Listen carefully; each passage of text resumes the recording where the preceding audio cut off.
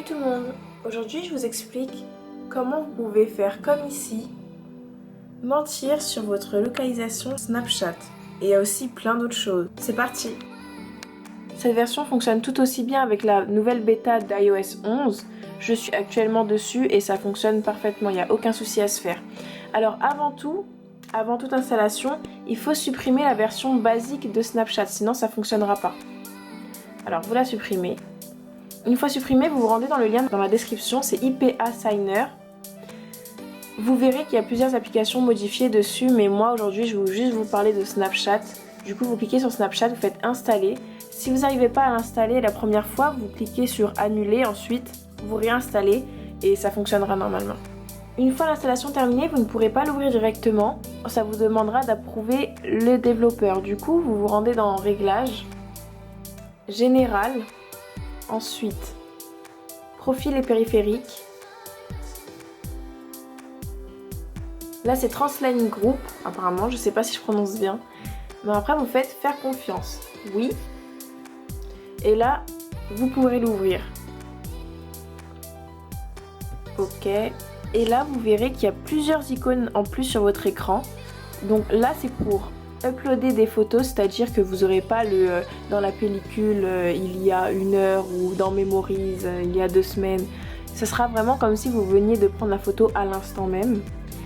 Ici c'est pour faire des groupes, c'est-à-dire que si vous voulez envoyer à certains groupes prédéfinis en fait, au lieu d'à chaque fois de sélectionner des personnes ou autres. C'est là que se joue le plus important. Alors il faut maintenir en haut la localisation pendant quelques secondes et vous relâchez. Et là, vous pouvez choisir absolument ce que vous voulez. Par exemple, je vais choisir... Allez, on va aller en Martinique. J'ai mis Martinique au hasard. Après, vous pouvez mettre une adresse si vous voulez, hein, si vous connaissez bien. Martinique. Hop. Et là, confirme. Et là, vous verrez, je vais prendre en photo le beau fond que j'ai mis. Hop. Autoriser, il faut bien autoriser, hein. Autoriser, et là vous verrez que j'aurai les filtres de la Martinique. Hop, Martinique,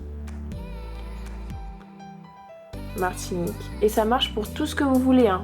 Admettons, là je vais aller au Brésil, vous maintenez quelques secondes, vous relâchez, hop, Brésil, confirme, je reprends la photo, et là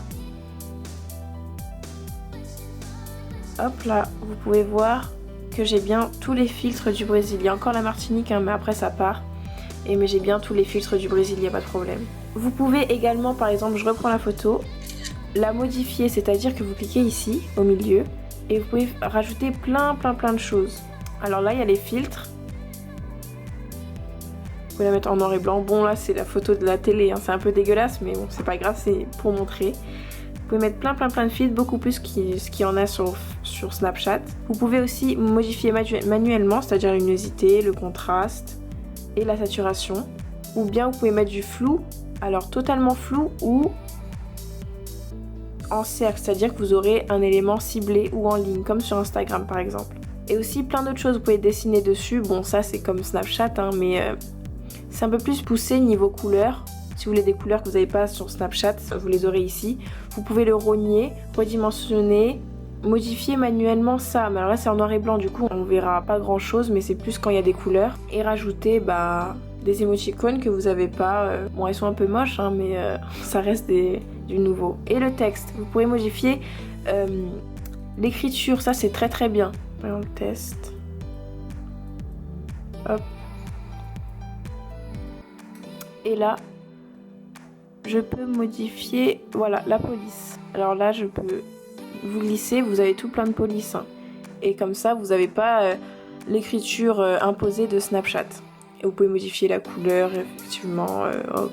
Cette application modifiée permet aussi de sauvegarder les snaps des gens, de regarder leurs stories, regarder leurs snaps sans qu'ils soient au courant. Par exemple, si je regarde une story ici, la personne ne recevra pas mon nom dans les personnes qui ont vu sa story. et également si j'enregistre sa photo, parce qu'en fait c'est pas un screenshot, vous avez une petite option qui permet d'enregistrer la photo ou la vidéo sans que la personne soit avertie, donc vous n'aurez pas à faire un screenshot, juste il y aura un petit bouton sur le côté qui permettra de sauvegarder le snap sans rien.